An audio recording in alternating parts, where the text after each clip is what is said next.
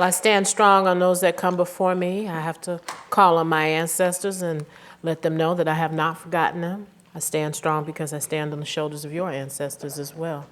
I want them to know that I have not forgotten them. I am an activist. I've always been an activist. I always will be an activist. And I became a food activist because my son, Wade, developed food allergies at a very early age. He's allergic to all dairy products, shellfish, eggs, and peanuts. And I wanted to get the healthiest food that I could for him. I wanted food that was free from genetically modified organisms. I wanted food that was free from pesticides. I wanted food, basically, that was grown healthy, organically. I really wasn't any different than any other mother in my community. I wanted the best for my son. I want the best for both of my children. But that food, the best food, was not available in my neighborhood on the west side of Chicago. So to change that situation, I got involved with what I really didn't know at the time was food justice. We started converting vacant lots to urban farm sites, lots that had not been used in decades, to grow food on them. We started to hire people from the community, and we started to build what we thought would be a local food system that responded to urban concerns. And so for me, the food system looked something like this. It was very simple, not too complicated, but that was what I understood the food system to be. And then I was introduced to this larger food movement, the one that says, you know, you have to eat well, don't eat too much, eat mostly plants. I'm like, yes, I got that. I'm with that 100%.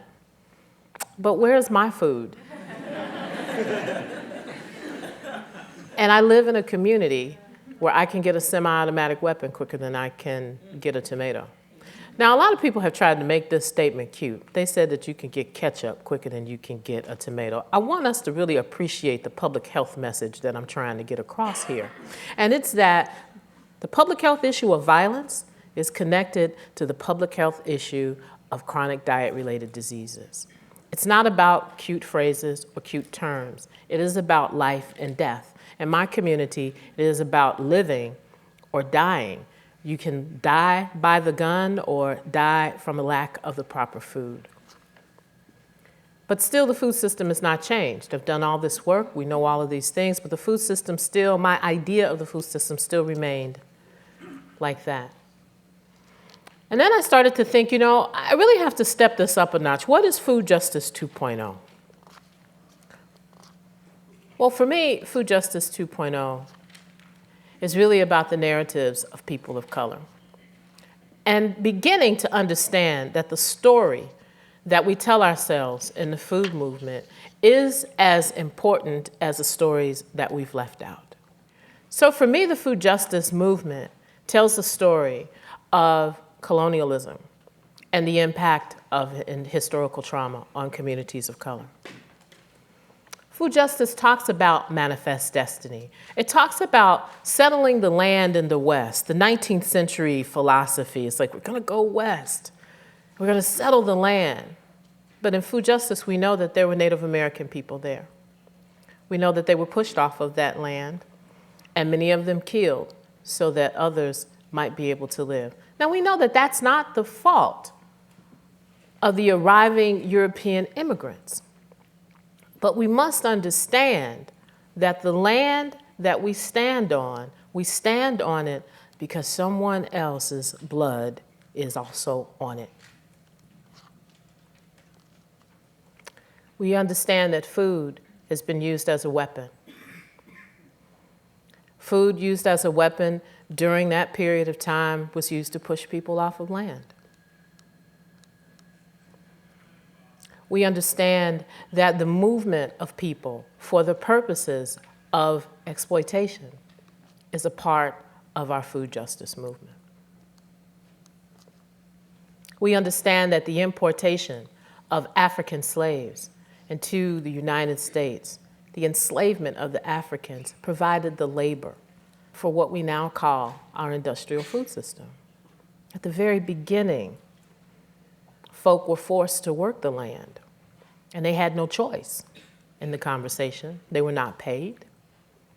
At the core of what I believe to be the problems in our community, particularly when we start to talk about the accumulation of wealth or the lack of health, is really the conversation around slavery that has not been had in the United States. We have not reconciled the event of slavery or its impact. We have to understand that those Africans that were in the South after slavery were pretty much still enslaved after the signing of the Emancipation Proclamation. We also want to recognize in the food justice movement that the Homestead Act and the Emancipation Proclamation were signed at the same time, but the Africans could not take advantage of the Homestead Act, so they were forced to stay in the South and stay in a version of slavery, sharecropping, through the black codes, and then be forced out of the South through the Jim Crow laws and up into the North to a different version of racism and slavery. The food justice movement understands that in the 1960s, there are lots of things going on. But in the 1960s, for us, that's where civil rights meets food justice, right at the Woolworth lunch counter in 1963, where those students sat down and demanded the right to be treated as a human being. So for us, food justice is not just about the nutrition. That's important. It's not just about growing the food, but it's about dignity. It's about being visible. The 1960s also represent a time where the Black Panther Party started the free breakfast program in Oakland. We call these things into being because sometimes in the narrative of the larger food movement, it gets lost. In the 1960s, we talk about the hippie generation and the back to the land movement and the beginnings of organic food, and all of that is true and wonderful, and we like those stories too. Both and have to exist. And so we have to begin to tell a narrative or tell a story and develop a narrative that's much more robust than the narrative we tell ourselves today. We must also include in this narrative modern day slavery. We cannot forget that our food system today is still based on the exploitation of the labor of immigrants in this country. While we are talking about access to free-range chickens and grass-fed beef, we need to also be talking about immigration reform, fair wages for those farm workers, and the entire food chain workers also, the people who serve us, the people who fix our food, also should be paid fairly. We have to say no to food deserts. I don't live in a food desert. I never have. Food desert, the phrase, is another one of those cute terms, masking the harm of the food system in my community. It really is the Trojan horse of increased corporate control of the food system. I was not digging in the dirt on the west side of Chicago, thinking that I sure will be glad when that Walmart comes and builds that store there. That was not my thought. And yet there's still people who are hungry. And many of us would say, you know, let's build a 501c3. Let's get one of those 501c3s. Let's get some more grants. Let's get the foundations in here and let's fix the problem. That's fine. But the food justice movement is calling for jobs, economic justice. Let's pay people, not just raise the minimum wage, let's pay people a living wage so that they are not hungry. Let's address really the core issue of hunger, poverty.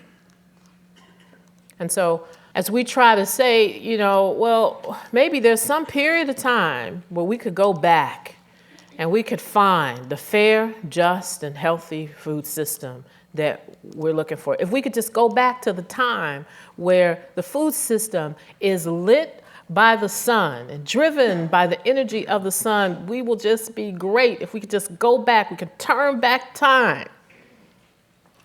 And the food justice movement would tell you that that time does not exist. There has never been a fair, just, or healthy food system in the United States of America.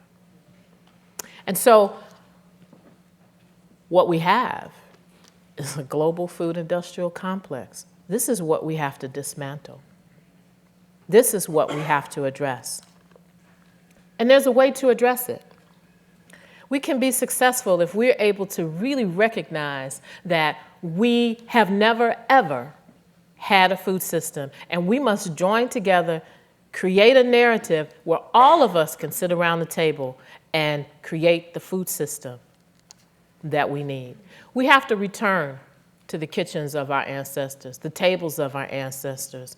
Reclaim your kitchens, reclaim your stove, your table, your grill, reclaim it, cook your food, make your food, know where your food comes from, but we must organize. We have to come together across this country and turn our nonprofit will into political will to change the food system. Because we absolutely have to go beyond the Farm Bill. We can't keep talking about the Farm Bill and thinking that the Farm Bill is the vehicle to change our food system. Clearly, it is not. So what's the vision? My vision is that we have President Obama sign an executive order mandating food justice for the United States of America, much like the environmental justice executive order. It's my hope and my dream that you will join me in the journey to change our food system.